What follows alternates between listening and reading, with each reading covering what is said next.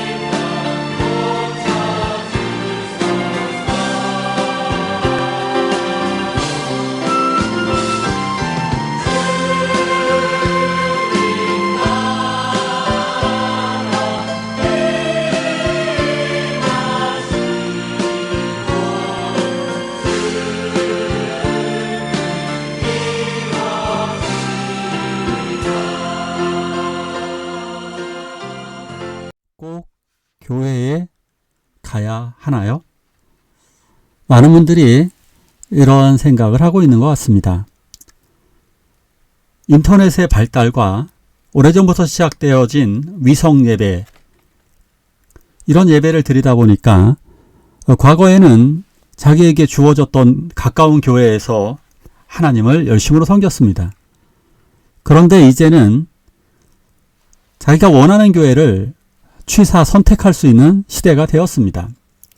특별히 유튜브가 발달하면서 자신이 좋아하는 스타일의 설교자를, 목사님을 찾으면서 교회의 선택 기준은 하나님의 뜻을 구하며 아주 뜨겁게 기도하는 것이 아니라 그냥 나의 귀와 나의 눈으로 내가 교회를 선택을 하면 되는 시대가 오고 말았던 것입니다. 더군다나 코로나 바이러스 때문에 이 감염의 위험 속에서 많은 분들이 아주 오랫동안 교회를 가지 않다 보니까 자기의 방에서 원하는 시간에 예배를 드리고 이렇게 자기가 원하는 방법으로 예배를 하다 보니까 헌금은 온라인으로 헌금을 하면 되는 것이고 예배 시간과 모든 것을 조절할 수 있기 때문에 이런 장점들 때문에 굳이 자기만의 어떤 방법을 찾아냈습니다. 그러다 보니까 교회에서는 성도들끼리 단절이 되었습니다. 그러니까 이런 말이 나오는 거예요. 꼭 교회에 가야만 하나요, 목사님? 안 가도 되지 않나요? 교회 가야만 구원받는 거 아니잖아요. 이렇게 말을 합니다. 자, 맞는 말일까요? 바울과 성경에서는 바울은 뭐라고 말씀하셨을까요? 성경을 통해 성경에서는 뭐라고 했을까? 한번 같이 알아보도록 하겠습니다. 같이 읽을까요? 항상 내 기도에 쉬지 않고 너희를 말하며. 교회는 끈끈한 하나의 유기체이고 그리스도의 몸으로 이루어져 있습니다. 그래서 바울은 최대한 많은 교회의 성도들을 놓고 기도하였습니다. 특별히 로마에 있는 그리스도인들을 위해서 쉬지 않고 기도를 했습니다. 그러니까 로마에 거주하고 있는, 그 당시에 로마에 거주하고 있는 많은 그리스도인들이 있었기 때문에 이들은 어려운 가운데서 신앙생활을 했습니다. 그럼 바울은 로마에 가기를 정말 원했습니다. 로마는 당시 신앙의 어떻게 보면 미래적으로 로마를 정복해야만, 로마로 복음이 들어가야만 온 세상으로 복음이 전파되기가 유리했습니다. 그래서 로마 제국의 심장부인 로마 시로 가서 복음을 전하기를 원했고 그것 때문에 기도를 많이 했습니다. 특별히 로마에 있는 성도들을 위해서 기도하였습니다. 로마에는 수많은 가정교회가 있었습니다. 오늘날처럼 교회 건물이 존재하는 것이 아니라 이 당시 사도 바울 시대 때만 하더라도 가정에서 대부분 다 예배를 드렸습니다. 적게는 두 집이 혼자 드리는 경우도 있고 적게는 두세 집이 모이고 많게는 10가정 이상의 사람들이 그 가정 예배를 드리는 곳에 모여서 함께 예배를 드렸습니다. 자, 아주 중요한 내용이 있습니다. 바로 누군가 나를 위해 기도한다는 사실입니다. 성령님께서 우리 말할 수 없는 탄식으로 우리를 위해 간구하시고 성도들도 서로 기도하고 있습니다. 쉬지 않고 기도하고 있는 그 누군가의 기도 덕분에 우리들의 신앙생활하며 하나님을 바라보고 있는 것입니다. 이것을 기억하면 우리가 교회에 대해서 어떤 자세를 가져야 할까 답이 나옵니다. 교회를 위해서 기도하시기를 바랍니다. 또한 읽어볼까요?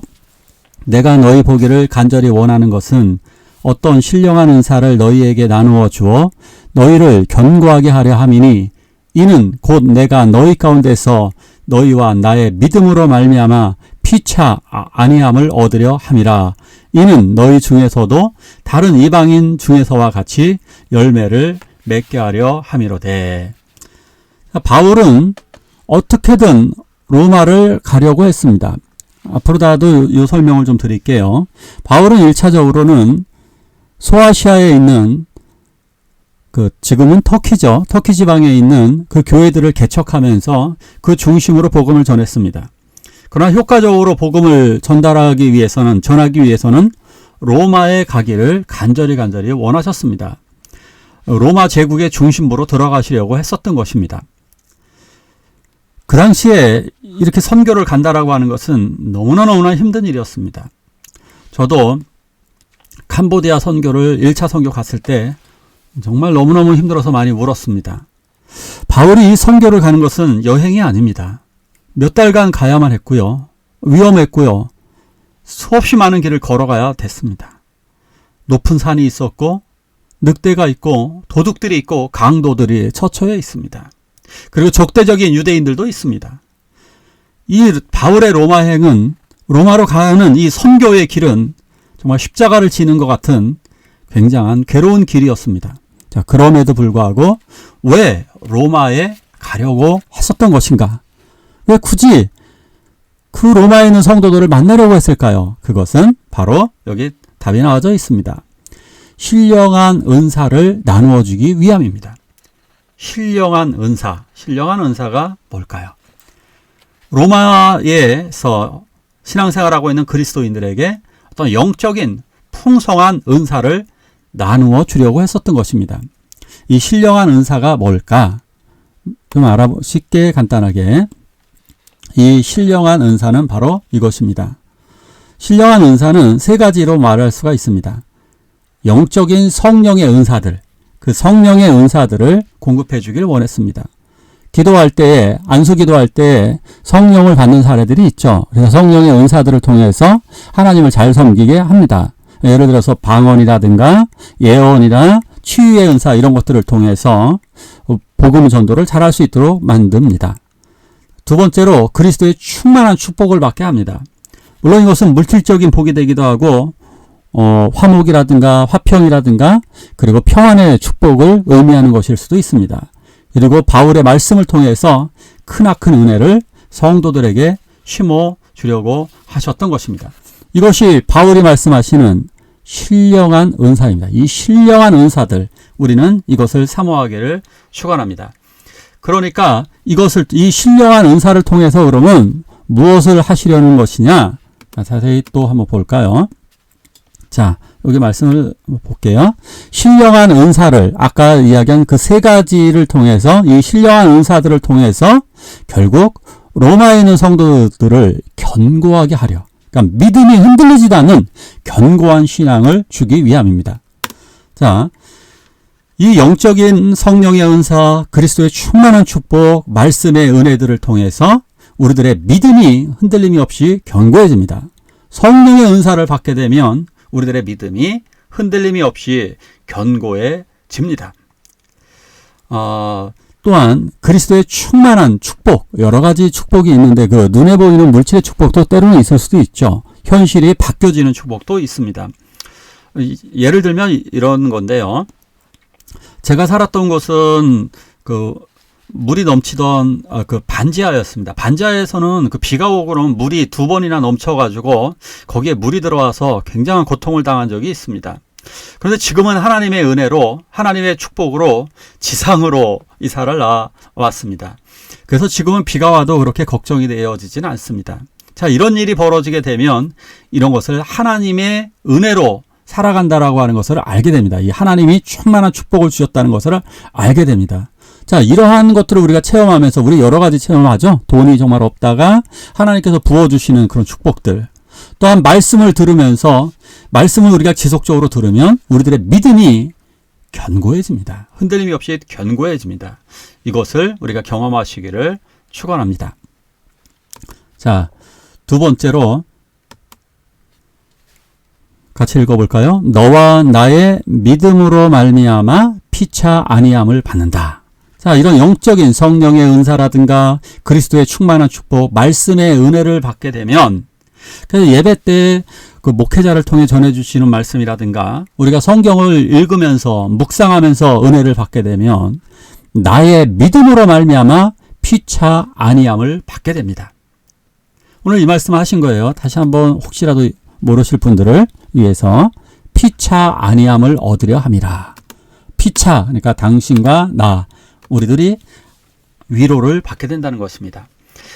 우리가 이런 성도들의 교제를 통하여서 우리들은 결국 위로함을 얻게 됩니다. 다른 사람이 고난을 극복하고 그 다음에 하나님께서 어떻게 인도해 가셨는지, 때로는 나의 은혜의 간증, 나의 고통의 삶이 다른 사람들에게 힘과 용기를 줄 때가 있습니다. 그렇죠. 바울이 감옥에 갇혔지만, 예수님이 십자가를 지셨지만 예수님도 십자가를 지셨는데 내가 이것도 못 이겨내면 됩니까? 이렇게 위로를 받게 되죠.